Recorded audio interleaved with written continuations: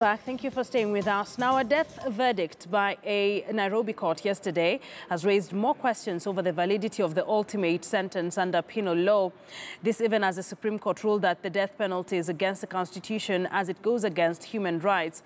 Prison beauty queen Ruth Kamande, popularly referred to as Miss Langata Prison, was sentenced to death in an anxiety and tension-packed judgment where High Court Judge Jesse Lesit ordered the 24-year-old to face the hangman's noose after the courts found her guilty of stabbing her boyfriend 25 times, leading to his death in September 2015 at Buruburu Estates in Nairobi. Although no executions have been carried out in Kenya since 1987, death sentences are still passed in Kenya, and lawyer Duncan Okach now joins me in studio to just help us understand or give context to this particular conversation. Thank you very much, Duncan. Always good to see you here.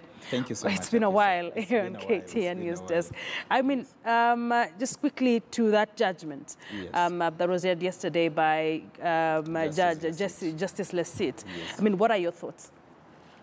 My thoughts are that Justice Lesit passed that particular sentence. Actually, it was a sentence that was passed upon the lady. She actually looked at the law, looked at the facts before her, looked at the evidence that was laid, and looked at the demeanor of this particular accused person when she was appearing before her, and actually followed the law in terms of the letter of the law. But looking at the other side, there are other considerations, and that is why, if you allow me, I would want to disagree to a point whereby the Supreme Court did not say that the death sentence is unconstitutional. They say that having it as a mandatory sentence, once you have arrived at a conviction, when among the four sentences or crimes that the prescription was a death sentence, that is murder, robbery with violence, attempted robbery with violence, and treason. All of them attracted a death penalty, and there was no choice. It was in mandatory terms. However, the Supreme Court said that is not right because there are different circumstances. Someone may have killed another. Yes, there's a conviction. But the circumstances under which this person killed may be something that may make a judge want to mete out a less harsher sentence. So that if you are forced, your hands are tied as a judge, that it's automatically a death sentence. What we call mitigation, trying to convince the judge as to why they should not give you the mandatory or the maximum penalty, is an effort in futility. So that any judge today has a discretion, based on what is before them, to either mete out the ultimate sentence, that is the death sentence, or to convert it into maybe a life sentence, or to even put a period to actually sentence this particular person for a certain period in prison. So what the judge did yesterday was based on the law. But I tell you that critics will look at it and say that she ought to have considered the tender age of this particular convictee.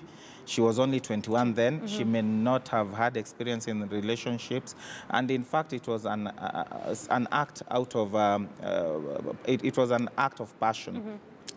You look at her conduct post that particular time. She became Miss Langata, which I don't think is something to be considered. But her conduct therein, we've been told that she's sort of a paralegal. She's been assisting. The prison has given a very positive report.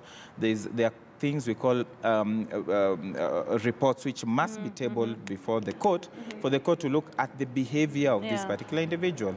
And many people are saying that this particular girl from all corners has reformed. Fact is, yes, there's a conviction. But in terms of her character, she had enrolled at Jomo Kenyatta University of Agriculture.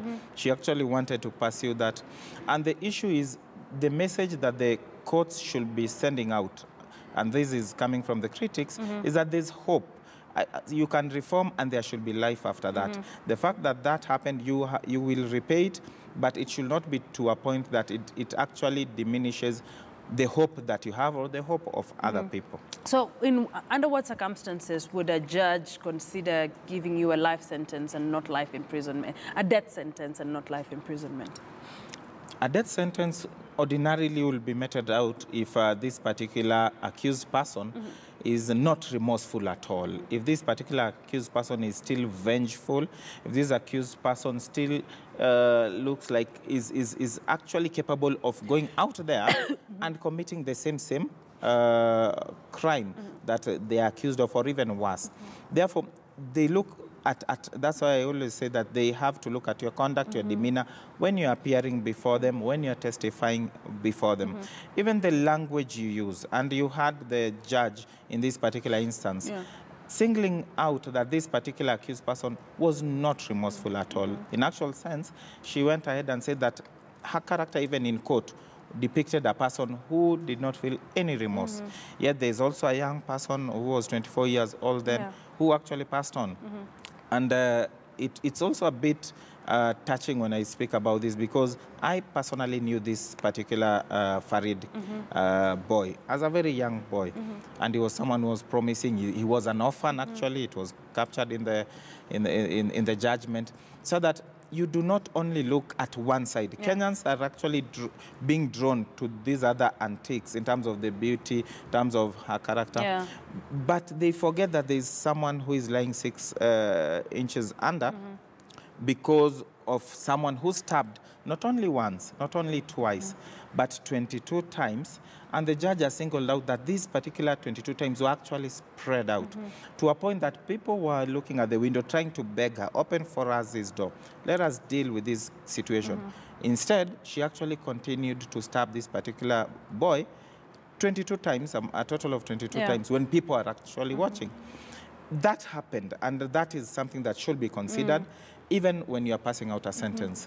But on the other hand, what has happened in terms of her character becomes a delicate balancing act for the judge. And I presume it would have been better to have given this particular girl not even a life sentence. You can give her a number of years, 10 years, 3 years, 4 years, as long as you are sure this particular individual is learning. But it is a bit of a contradiction when you find that the prison authorities and people out there, and you, the media, have portrayed her as someone who is a sort of a celebrity, someone, you know, other people will ape her and think she's doing something good.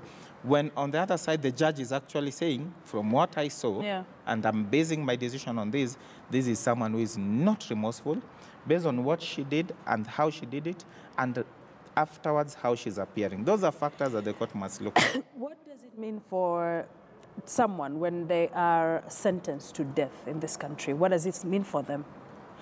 The death sentence, and the judge was even particularly clear on this, that the death sentence is still there. The Supreme Court has not abolished it, neither has Parliament abolished it. So death sentence presupposes that you are actually supposed to die through hanging. Actually, it is you are convicted, you are sentenced to death through hanging. So that literally you are supposed to be hanged. In the US and other jurisdictions, they've adopted more humane ways of doing it. But in Kenya, we may not have gone past that, because since, I think, 1987, the Chuka issue, we have not had such. But even those people were hanged through, were actually killed through the newsman's hang. But today, it is like it is committed to a life sentence, because you will only suffer that fate once the president has signed. And we've had presidents who, for one reason or another, some people will say it's fear, some people will say it's being considerate, may not have decided to sign. So that all these people who have had death sentences meted out have actually been serving what is akin to a life imprisonment as they await. And I always say, and people say that may not also be good for them, because it has a psychological torture effect on them. It is better if you know that you're going to serve a life sentence, as opposed to a point where you don't know. Tomorrow, if the president wakes up, decides to sign, you'll actually find yourself being hanged. And it happened, as I was sharing before, in Uganda. Several people, I think almost 2,000, decided to petition and say that it is not constitutionally right to have them on death's row for quite a long period. And once that particular matter was in the Court of Appeal then in Uganda, as they were starting to deliberate upon it, the President, Yoweri Kaguta Museveni, decided that, let me make it easier for them. I will sign all those death sentences tomorrow. and those people were supposed to be hanged. They actually retracted and did not proceed with that particular petition. It tells you that they're in between a rock and a hard place. So for now, they're the masses of the president. Definitely. Thank you very much, Duncan. Always a pleasure to have you here. Duncan Okachi is a lawyer, just helping us appreciate the context surrounding how Ruth Kamande got a death sentence and what this means for her and others who got the same sentence in the country. Once again, thank you for joining us here. Now, it has now emerged that over 10,000 children and trafficked